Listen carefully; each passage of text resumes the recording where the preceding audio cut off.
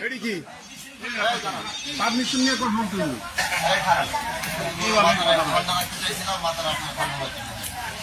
আমি যে গাড়ির বসে আছি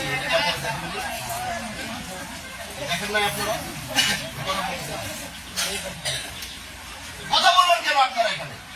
আপনি ওনার কেন কাউন্টার দিলেন কেন আপনি কাউন্টার কেন দিলেন আপনি বসে রাখতে পারেন আপনি চুপ করেন চুপ করবো শুনে আছি একদম